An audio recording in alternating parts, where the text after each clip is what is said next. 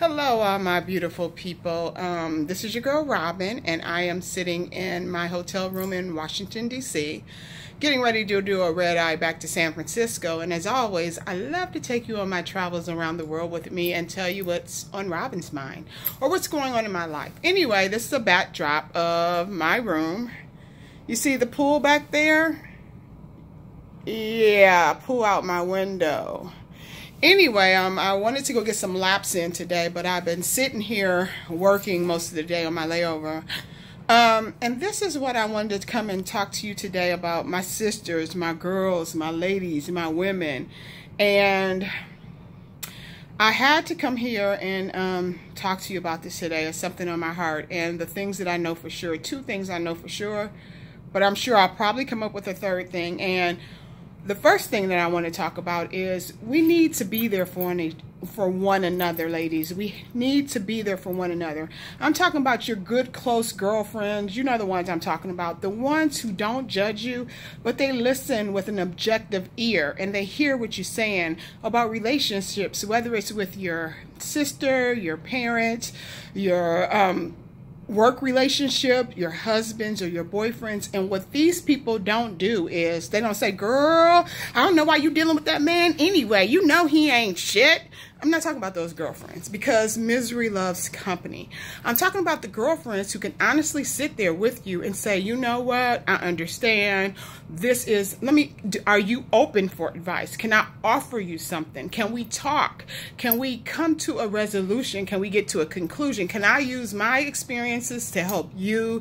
Can I offer a bit of advice? And it comes from a very, very, very mature, loving place. Not a, girl, you need to get rid of him. He ain't no good. A hurtful place, because like I said, misery loves company.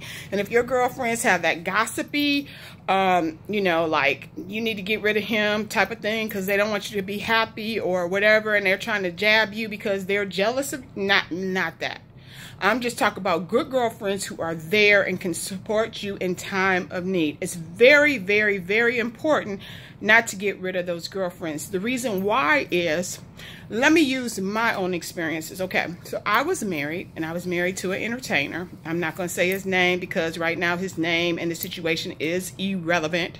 What I'm talking about is very relevant. So, and when I was married to him, dating was fine and fun, but when I was married to him, it became more of a control type thing. I became like his property, and he wanted to control me. So what he did was, slowly but surely, he tried to alienate me from everything and everybody that I was comfortable with and I knew. So therefore, I wasn't hanging out with my girlfriends. I wasn't doing things. I was just in this marriage thing, and after a while, I started feeling trapped. I had nobody to talk to, no go-tos. I had none of that. So I'm saying your girlfriends are very, very, very important. Do not get rid of your girlfriends. Number two, we have to stop leveraging sex, our bodies, coochie, whatever you want to call it, for the stuff. Just because this brother got money, he getting checks, he getting money, whatever the case may be, that right there does not, let me say this again, it does not substitute for character. If this guy basically cheated on you, let me put this back. Let me rephrase this. If this guy was married when you got with him, and now you got a relationship with him, but you think he ain't going to do that to you, that is a flawed character. You need to look at that and you need to run, because you need to analyze the situation and think, if he's doing this to her, that could be me one day. So I don't want any parts of that. Second of all, if he's like, you know, you get to know him and he's like talking foul about his girlfriend or his ex-wife or something like that, you need to, as a woman, maybe you need to figure out who she is, or some of her friends or family, and you need to talk to them and see what's really going on. Because this is what I noticed happens in a lot of cases. We get the wrong information. We get what they tell us, but we don't get the truth. And then we think we got the package, and we got some bullshit. You know what I'm saying? So why are we cutting other women short, devaluing other women to get that check, get that money, get that lifestyle, get whatever it is you're trying to get, but the character, this person is flawed. Why are we doing that to each other, ladies? Why? Why are we doing that? Do you know how powerful we are, and this is our freaking time? What about the Me Too movement and girls rock and girl power and all that? What about that? Do you know, like, wars have been fought because what we carry between our legs? We as women, we owe this to each other to think about how we're going to affect that next woman, and we together need to stand as one and basically stop all the bullshit. Because if I'm rolling with him, but he's her husband, how am I hurting his wife? What am I doing to his family, his children, whatever? I don't care what he says.